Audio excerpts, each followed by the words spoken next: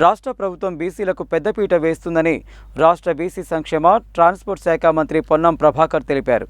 రాబోయే కాలంలో బలహీన వర్గాలకు మంచి జరగాలన్న ఆలోచనతో కులగణనను చేపట్టేందుకు నిర్ణయించామని చెప్పారు. శనివారం నల్గొండ జిల్లా కేంద్రంలో బీసీ సంక్షేమ సంఘం ఆధ్వర్యంలో ఐటీ టవర్ సమీపంలో బీసీ భవన్ వద్ద ఏర్పాటు చేసిన మహాత్మా జ్యోతిబా పూలే, సావిత్రిబాయి పూలేల విగ్రహాలను రాష్ట్ర రోడ్లు, భవనాలు, సినిమాటోగ్రఫీ శాఖల మంత్రి కోమటిరెడ్డి వెంకటరెడ్డితో కలిసి రాష్ట్ర బీసీ సంక్షేమ ట్రాన్స్పోర్ట్ శాఖల మంత్రి పొన్నం ప్రభాకర్ ప్రారంభించారు. ఈ సందర్భంగా ఏర్పాటు చేసిన సమావేశంలో మంత్రి మాట్లాడుతూ మహిళలకు చదువు ఉండకూడదనే మూఢనమ్మకాలు ఉన్న సమయంలోనే సావిత్రిబాయి పూలే మహిళల చదువు కోసం ఎంతో కృషి చేయడంతో పాటు పాఠశాలలను సైతం స్థాపించారని అన్నారు. సావిత్రిబాయి పూలే జీవిత చరిత్రను ప్రతి ఒక్కరూ తెలుసుకోవాల్సిన అవసరం ఉందని తెలిపారు. రాష్ట్ర ప్రభుత్వం బీసీల సంక్షేమం కోసం కట్టుబడి ఉందని, ఇందులో భాగంగా తమ ప్రభుత్వం ఏర్పాటైన తర్వాత బీసీ కార్పొరేషన్లకు నిధులు మంజూరు చేశామని తెలిపారు. రాబోయే కాలంలో బలహీన వర్గాలకు మంచి జరగాలన్న ఆలోచనతో కులగణనను చేపట్టేందుకు నిర్ణయించామని, అలాగే 150 కోట్ల రూపాయలు కేటాయించడం జరిగిందని, ఇందుకు ప్రతి ఒక్కరూ సహకరించాలని కోరారు. కుల వృత్తులను ప్రోత్సహించడమే కాకుండా వృత్తులకు ఆర్థిక పరిపుష్టిని కల్పించేందుకు ప్రభుత్వం కృషి చేస్తుందని తెలిపారు. ఇందులో భాగంగా కుల వృత్తులకు ప్రోత్సాహం, బీసీ పారిశ్రామికవేత్తలకు సహకారం అందించేలా ప్రాధాన్యత ఇస్తున్నామని పేర్కొన్నారు. బీసీ విద్యార్థుల ఫీజు రీఎంబర్స్మెంట్ గత ప్రభుత్వ హయాంలో ఉన్న బకాయిలను దశలవారీగా తీరుస్తున్నామని చెప్పారు. గురుకులాలు, వసతి గృహాల్లో ఉండి విద్యనభ్యసిస్తున్న విద్యార్థులకు భోజనం, వసతి, బట్టలు సౌకర్యాల్ని కల్పిస్తున్నామని, ఇటీవలే గురుకులాల్లో 6,000 మందిని శాశ్వతంగా నియామకాలు చేపట్టి ప్రైవేటుకు ధీటుగా తీర్చిదిద్దుతున్నామని తెలిపారు. సావిత్రిబాయి పూలే, జ్యోతిబా పూలేల ఆశయాలకు అనుగుణంగా ప్రతి ఒక్కరిని విద్యావంతులు చేయాలన్నదే తమ లక్ష్యమని, ఇందుకోసం కృషి చేస్తున్నామని చెప్పారు. గ్రూప్ 1 పరీక్షల్లో బీసీల నుండి 4,500 మంది ఎంపికయ్యారని తెలిపారు. అమరవీరుల కుటుంబాలకు 25,000 రూపాయల పెన్షన్ త్వరలోనే ప్రభుత్వం ఇవ్వనుందని, అదేవిధంగా 250 గజాల ప్రభుత్వ స్థలం ఇచ్చే ఎంపిక కార్యక్రమం త్వరలోనే చేపట్టనున్నట్లు మంత్రి వెల్లడించారు. అలాగే తెలంగాణ ఉద్యమంలో పాల్గొన్న వారికి సహకారం అందించే విషయం సైతం మంత్రివర్గంలో చర్చించనున్నట్లు పేర్కొన్నారు. రాష్ట్ర రోడ్లు, భవనాలు, సినిమాటోగ్రఫీ శాఖల మంత్రి కోమటిరెడ్డి వెంకటరెడ్డి మాట్లాడుతూ బీసీలు, అణగారిన వెనుకబడిన వర్గాల అభివృద్ధి కోసం రాష్ట్ర ప్రభుత్వం ప్రతి అసెంబ్లీ నియోజకవర్గంలో 80 కోట్ల రూపాయలతో 25 ఎకరాల స్థలంలో ఇంటిగ్రేటెడ్ హాస్టళ్లను నిర్మించనుందని తెలిపారు. నల్గొండలో ఎస్ఎల్బీసీ కాలనీ వద్ద ఈ హాస్టల్ను నిర్మించనున్నామని, చదువుతోనే అభివృద్ధి సాధ్యమవుతుందని, అందరూ బాగుపడతారని, మహిళలు చదివితే కుటుంబం బాగుపడుతుందని ప్రగాఢంగా విశ్వసించి మహిళలకు చదువు నేర్పించిన గొప్ప మహానుభావురాలు సావిత్రిబాయి పూలే అని మంత్రి అన్నారు. ఆంధ్రప్రదేశ్లో మొదటిసారిగా నల్గొండ జిల్లా కేంద్రంలోనే మహాత్మా జ్యోతిబా పూలే విగ్రహాన్ని ఏర్పాటు చేయడం జరిగిందని, మహాత్మా జ్యోతిబా పూలే, సావిత్రిబాయి పూలే ఆశయాలు, ఆదర్శాలకు అనుగుణంగా అందరూ పనిచేయాలని, లింగభేదం లేకుండా అందరూ చదువుకోవాలని కోరారు.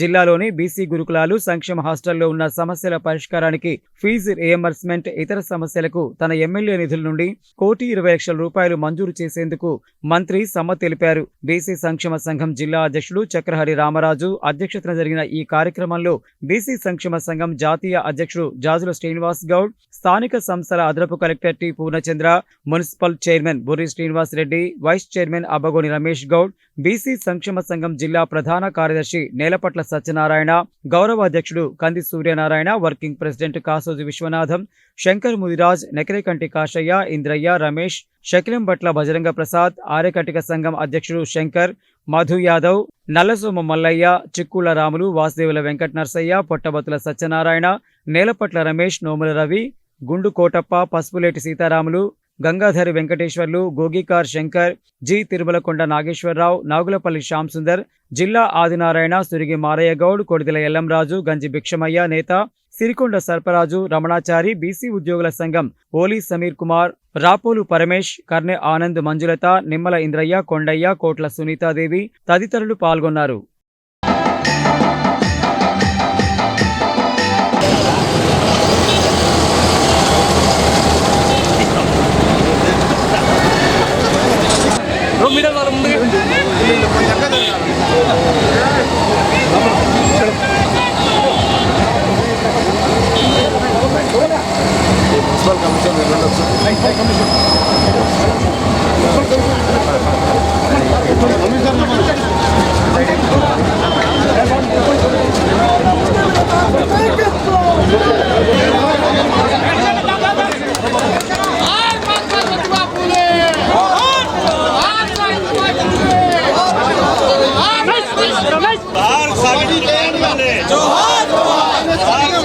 సావిత్రిబాయి పూలే సాధిద్దాం పూలే గారి ఆశయాలను సాధిద్దాం సావిత్రిబాయి పూలే ఆశయాలను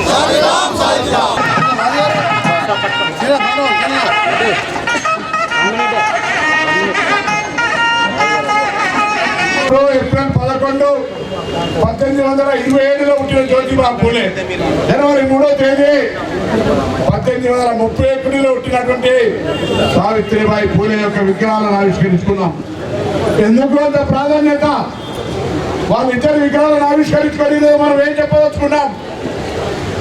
విగ్రహాలు అసలు ఎందుకు పెట్టుకుంటాం అంటే ఆ మహానుభావులు చేపట్టినటువంటి ఒక సంక్షేమ కార్యక్రమం కావచ్చు, ఒక సమస్యకు పరిష్కార మార్గం కావచ్చు, వారు తెచ్చినటువంటి ఒక సంస్కరణ కావచ్చు. ఇలా ఈ సమాజం ఎప్పుడు ఆ విగ్రహం చూసినా అది మనకు జ్ఞాపకం రావాలి, దాన్ని మనం అనుసరించాలని. ఇవాళ జ్యోతిబా పూలే సావిత్రిబాయి పూలే గారు బలహీన వర్గాలకు సంబంధించిన హక్కులతో పాటుగా అన్ని వర్గాలకు సంబంధించినటువంటి సమాజంలో సగభాగమైనటువంటి సగం మంది మహిళలకు సంబంధించి చదువుకునే హక్కు ఉండాలి.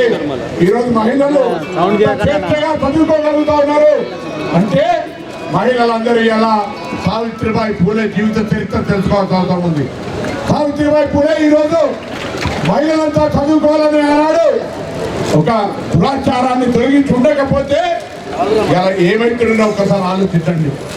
ఆ విధంగా పోరాడినటువంటి ఆ యొక్క మహాత్ముల ఆలోచనకు అనుగుణంగా ఈ సమాజం నడవాలని, అందులో సామాజిక న్యాయానికి సంబంధించి స్వాతంత్రం వచ్చిన 1947 నుంచి ఇలా 2024 వరకు ఎస్సీ, ఎస్టీ, బీసీ మైనార్టీలకు ఏదైనా సంక్షేమ నిర్ణయం తీసుకుంటే అది కాంగ్రెస్ తోటి మాత్రమే సాధ్యమైందనే మాట సందర్భంగా మనం చేస్తా ఉన్నాం.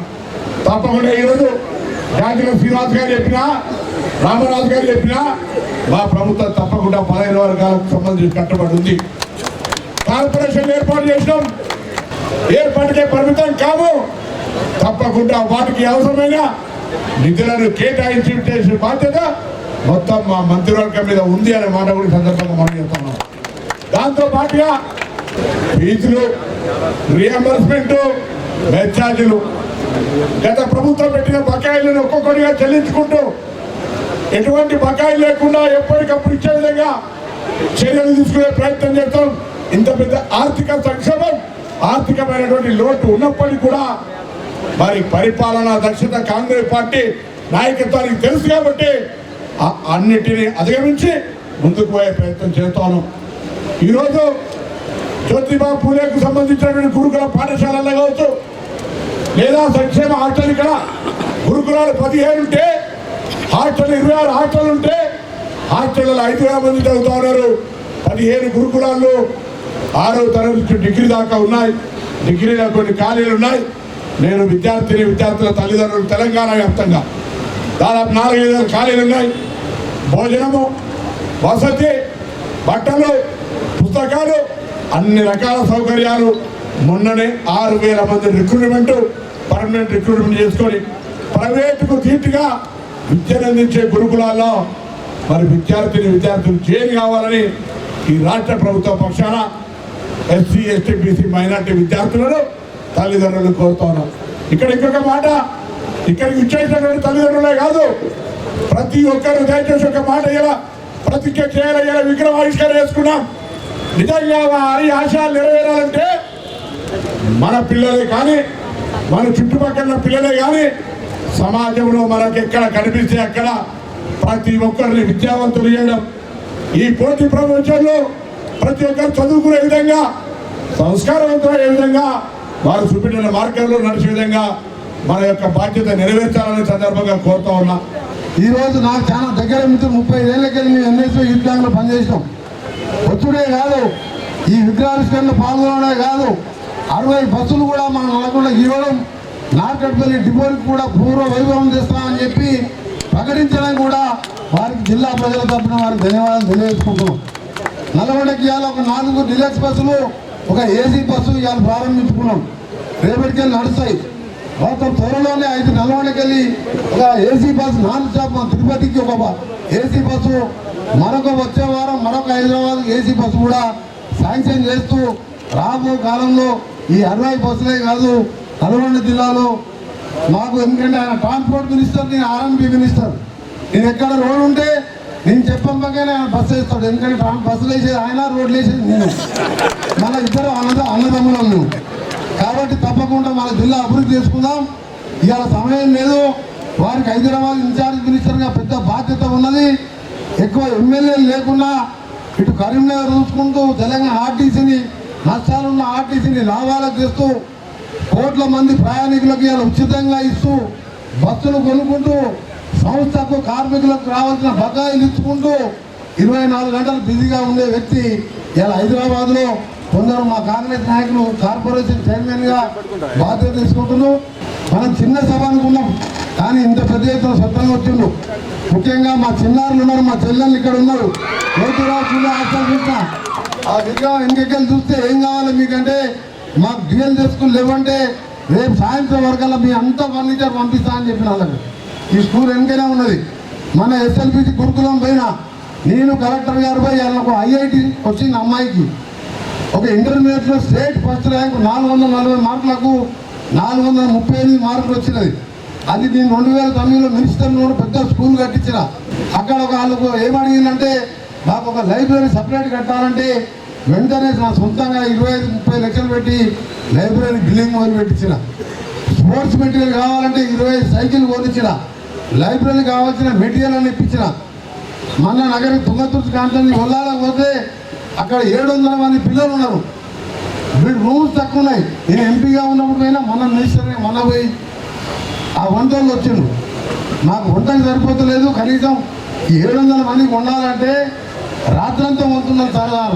ఎందుకు నీ బాధ ఏంటంటే 3 స్టవ్లు ఉన్నాయి పెద్దవి, 8 స్టవ్లు అయితే మీ పిల్లలకు టైం కొనగలుగుతామంటే 25,000 లెక్క 2.5 లక్షలు పెట్టి వాళ్ళకి 8 స్టవ్లు కొనిచ్చిన.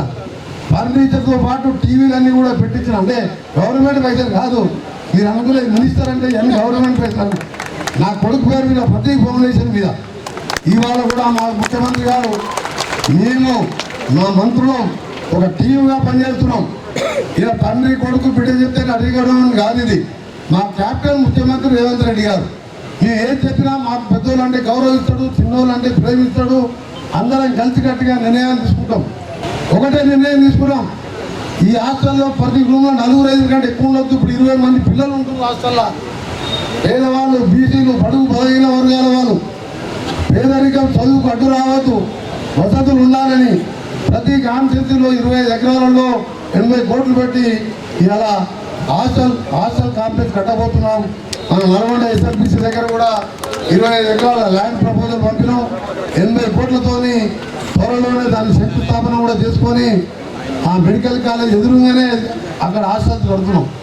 సావిత్రిబాయి పూలే ఆ రోజుల్లో ఆ మూఢనమ్మకాలతో మహిళలు, బాలికలు చదువుకోవద్దనే కండిషన్ ఉంది. ఆమె భయపడుకుంటూ చదువుకుంటూ ఆమె స్కూల్కి పోయి చదువుకునే టైంలో ఆమె బ్యాగులో పుస్తకాలతో పాటు ఒక చీర కట్టుకుని పోయేది, ఎక్స్ట్రా సారీ పెట్టుకున్నాను. ఎందుకంటే బడికి చదువుకుంటే ఆచారం అపచారం అని, చదువుకోవద్దని మహిళలు దాని నుంచి పోరాటం చేసి ఆ మృత మీద వెళ్ళినా మళ్ళా బట్టలు మార్చుకొని చదువుకొని ఒక టీచర్గా ఆ రోజు 2 భార్యాభర్తలు చదువుతోనే మనం బాగుపడతామని చెప్పి, అది కూడా మహిళలు చదువుకోవాలి. పురుషుడు చదువుకుంటే ఆయన ఒకరికే తెలివి వస్తుంది. అదే ఆ తల్లి చదువుకుంటే, మహిళ చదువుకుంటే ఆ ఇంట్లో ఉన్న కుటుంబం అంతా కూడా విద్య వస్తుందని చెప్పి ఆ విద్యారంగానికి 180 సంవత్సరాల క్రితమే ఆయన పునాది వేసిన. అలాంటి వారి జయంతిని మొట్టమొదట కాంగ్రెస్ ప్రభుత్వం రాజశేఖర రెడ్డి గారు ముఖ్యమంత్రిగా ఉన్నప్పుడు ముఖేష్ గౌడ్ గారు బీసీ వెల్ఫేర్ శాఖ మంత్రిగా అప్పుడు బయటకు వచ్చింది. ఈ జీవిత చరిత్ర మనం ఆంధ్రప్రదేశ్ తీసుకొచ్చినాము. మొదటి విగ్రహం మనం వెంకటనాయ గౌడ్ చైర్మన్గా, నేను ఎమ్మెల్యేగా గడియారం దగ్గర వారి విగ్రహం ఏర్పాటు చేసుకున్నాం.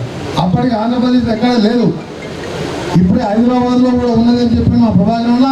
ఇంకా కూడా ఈ మహనీయులు విగ్రహాలు పెట్టుకోగానే మనం అన్ని సమస్యలు పరిష్కరించినట్టు కాదు, ఆయన చూపిన పాటలు నడవాలి.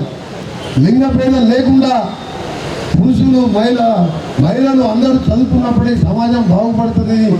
ఈరోజు మహాత్మా జ్యోతిబా పూలే మనందరి జీవితాల్లో వెలుగు నింపడం కోసం, మన జీవితాల బతుకుల బావు కోసం అక్షరాలను ఆయుధాలుగా చేసి మనందరి తలరాత మార్చినటువంటి కనిపించే ప్రత్యక్ష దైవమే మన మహాత్మా జ్యోతిబా పూలే అని చెప్పి సందర్భం గుర్తిస్తున్నా. అట్లాంటి జ్యోతిబా పూలేను కేసీఆర్ 10 సంవత్సరాల కాలంలో ఎన్నడూ కూడా దండం పెట్టలే. ఆయన ఏం చేసాడు, పూలే ఉసురు తగిలి ఇవాళ చింత మడకలు చింత చెట్టు కింద కూర్చొని చింత చేస్తున్నాడు.